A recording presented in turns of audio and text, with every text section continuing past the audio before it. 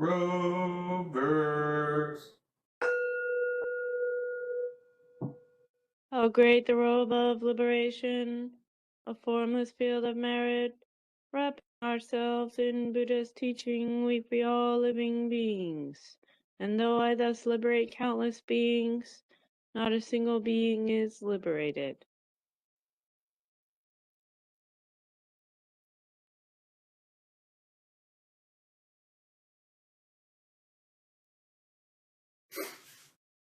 Incense chant.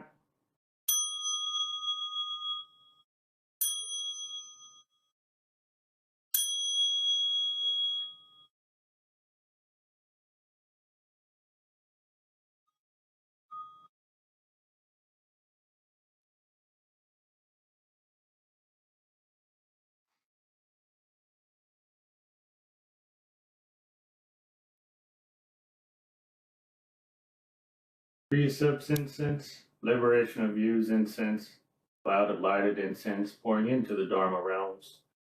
Offering to the highest teachers of the 10 directions, I respectfully bow to the altar of the incense cloud.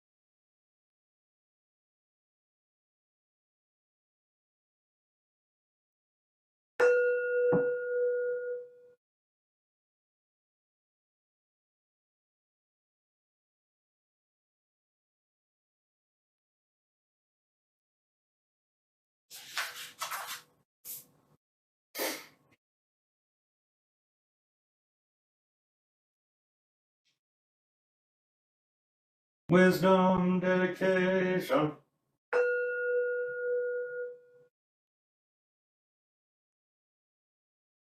We dedicate this time and place to the three jewels, to the Buddha, the ideal of enlightenment to which we aspire, to the Dharma, the path of the teaching that we follow, to the Sangha, the spiritual fellowship with one another that we enjoy. Here may no idle word be spoken, here may no unquiet thoughts disturb.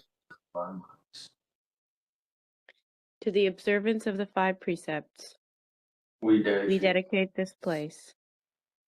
To the practice of meditation, we dedicate this place.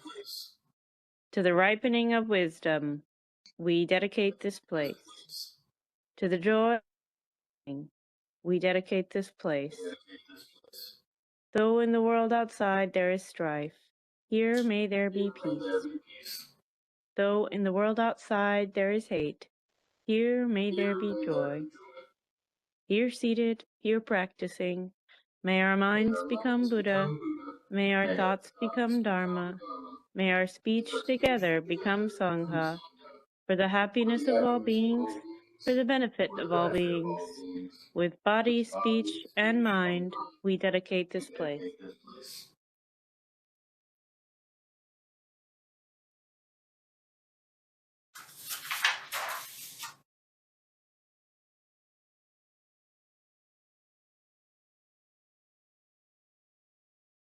Chant of compassion.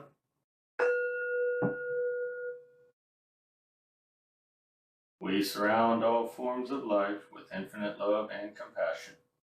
Especially do we send out compassionate thoughts to those in suffering and sorrow, to those in doubt and ignorance, to all who are striving to attain truth, and to those whose feet stand close to the great change called death. We send forth all wisdom, mercy, and love.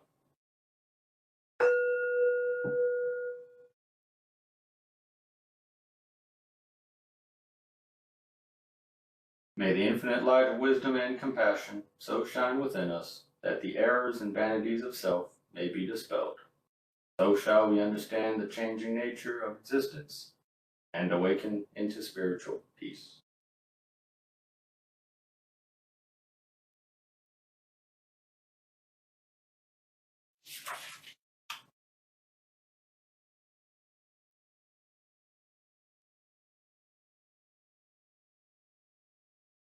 No refuges. I take refuge in the Buddha. I take refuge in the Buddha.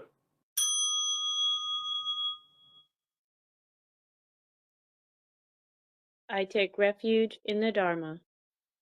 I take refuge in the Dharma.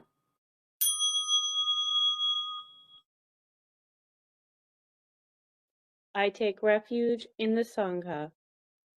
I take refuge in the Sangha.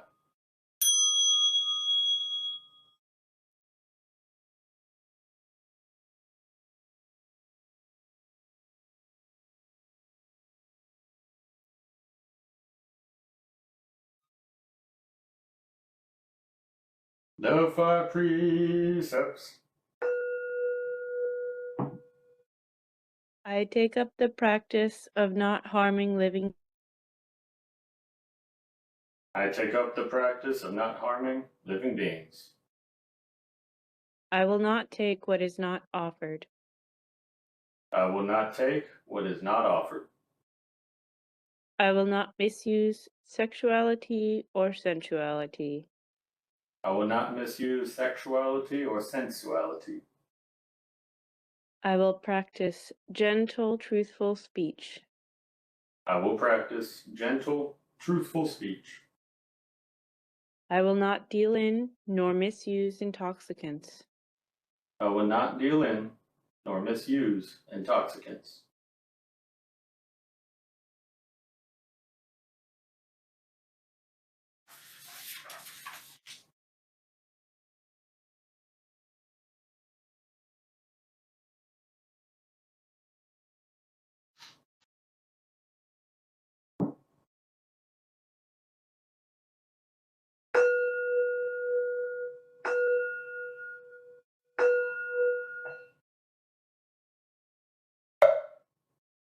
The Buddha Sarangamagata.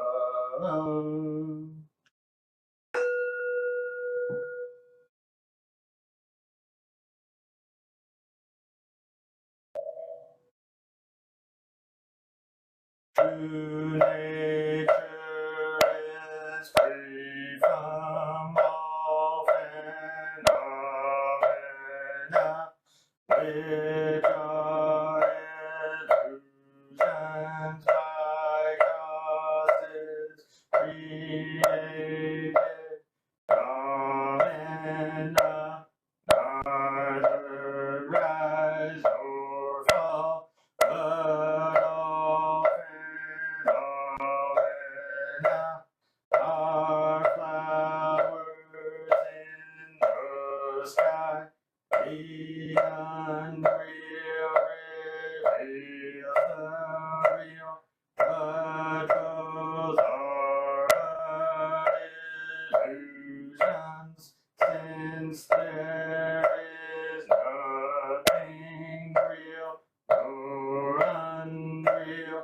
How can there be a subject and an object? For between the two there is no true nature, like the point where two brush bundles meet when set upright.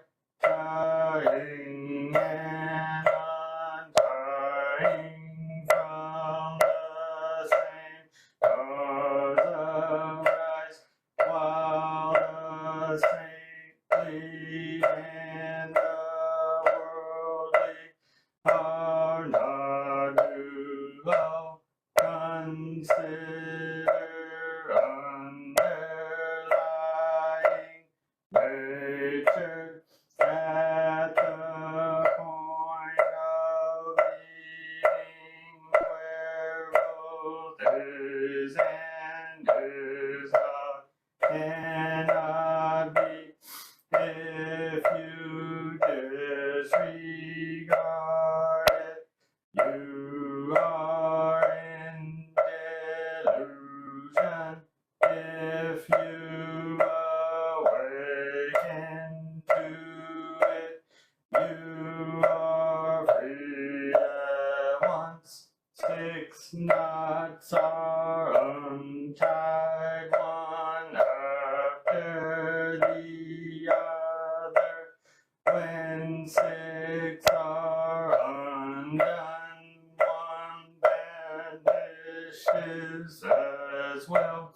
To the sense organ that is all penetrating to enter the holy stream and again Bodhi old habits flow like torrents in a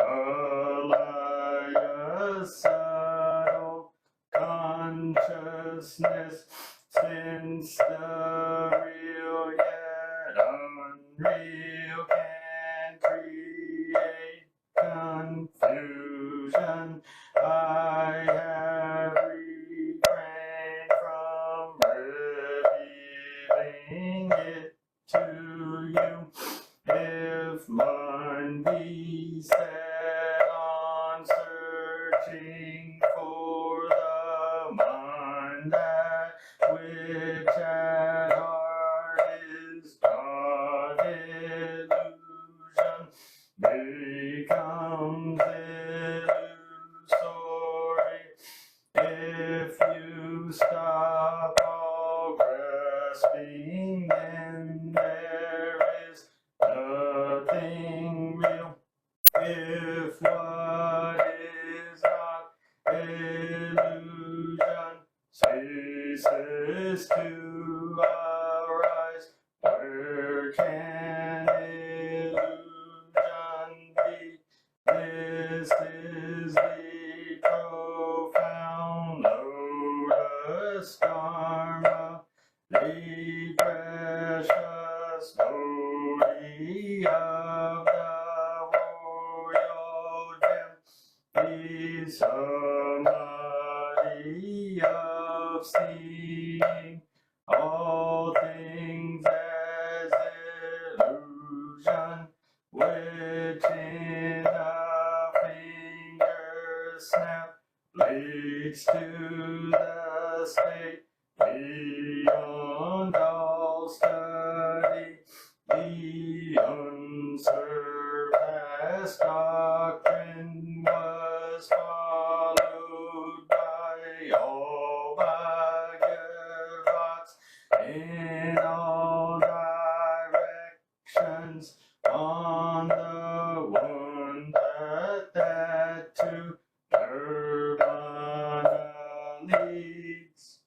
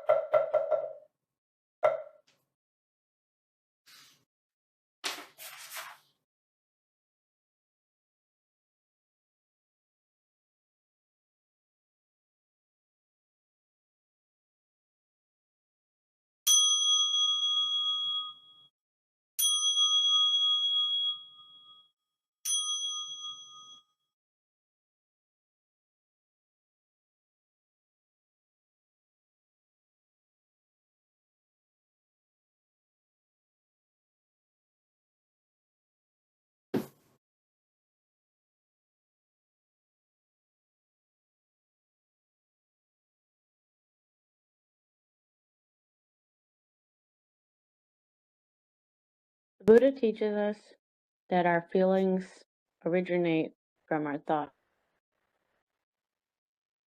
Sometimes our feelings feel like they arise too quick.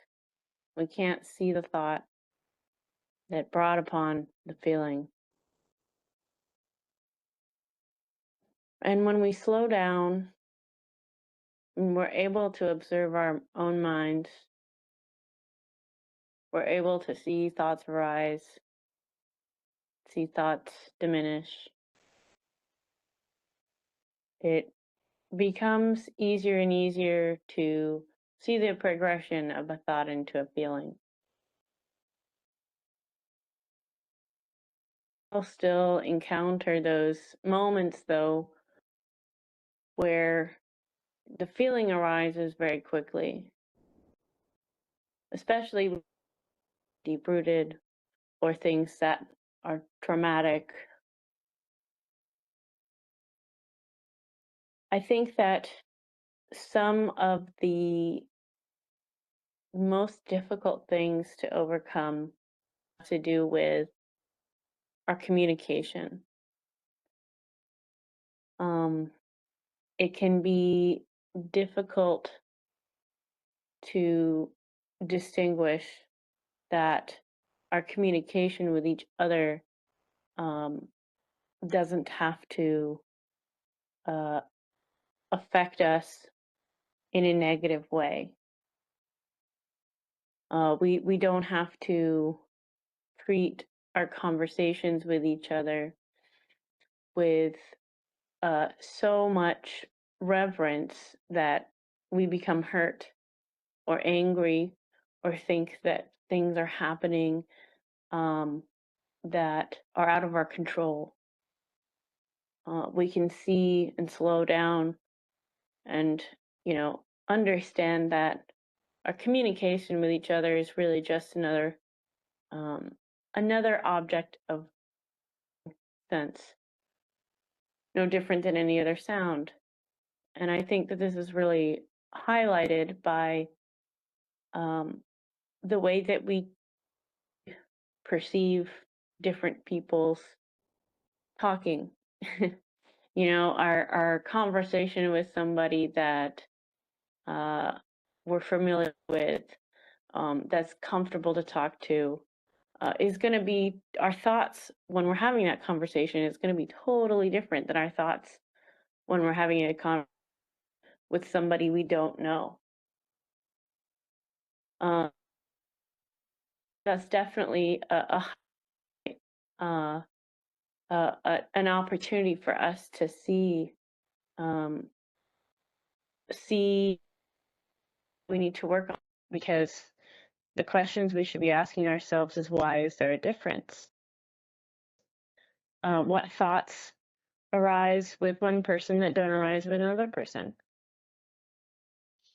And I think that, I've definitely noticed that, like, when I get spam calls, I immediately jump to thinking that the people on the other end of the phone are out to hurt me. They're trying to see information. So I treat them differently. I assume that that's what they're calling me for. And that is not, in alignment with the practice. Of course, I'm not going to give out my personal information, but I don't have to have the thoughts of disdain or irritation. I don't have to think things like, I don't understand how someone could do this. You're a horrible person for wanting to prey upon people and people's fear. I wish that you would stop calling me. Well, we can pursue that of not getting calls from people who are spam callers anymore. We don't have to keep the weight of the thoughts that are associated with that. And it's one of those things that just it feels like it happens so fast, but it doesn't have to. Again, this practice helps us to really guide the process of how to slow it down. So maybe, we start answering those phone calls that we know are spam so that we can practice, watching the thoughts arise as we're having that conversation with that person. We watch our thoughts as we're with the people we're comfortable with. And you start to see where, thoughts that are unproductive, we can help them to diminish using our Supreme Bodhi practice. And eventually they don't arise anymore. We can make the choice to extinguish the feelings because we're extinguishing the thoughts. And so it's such a beautiful thing that we get to do because it gives us a choice. It's no longer, this is who I am and I can't change that. It becomes a powerful thing. I mean, a thing that we do have the choice. We are in the driver's seat of, what we choose to think and what we choose to feel based on the effort we put into diminishing thoughts that are unproductive. And I think that, that's sometimes can be taken for granted, but that really is the cornerstone of our practicing together, of our practicing independently, is understanding how we can uproot these unproductive, harmful thoughts that lead to our suffering. And really using our Supreme Bodhi practice to be vigilant and to diminish thoughts that we don't want to keep re-arising. And so that's just something that I know I think about, especially with my traveling for work, having to interact with people that I don't normally interact with, and just noticing the difference in the thoughts that arise. And over time, noticing that there isn't as big of a difference. I can give the same amount of patience and energy to a stranger that I would, my family, that I would close friends. And there's just something therapeutic about that. It doesn't have to become a stressful event to interact with strangers. It doesn't have to be full of apprehension or anxiety. And that choice is a really nice thing to have. Choice of not having to be a slave to, you know, that thinking and understanding that to the improvement. And that is that's my Dharma talk for today.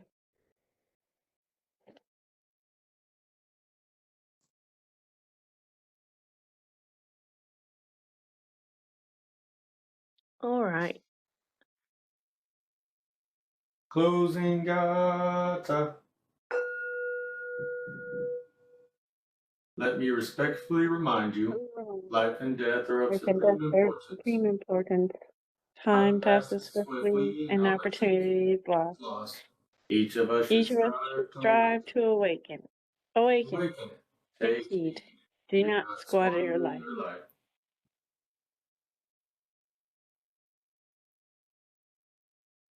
Offering of merit.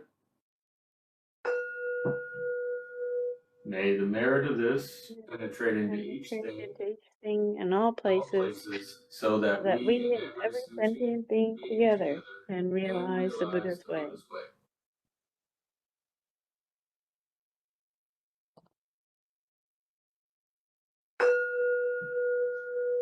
All Buddhas of space and time, all Bodhisattvas, Mahatsattvas, wisdom beyond wisdom, experience supreme Bodhi.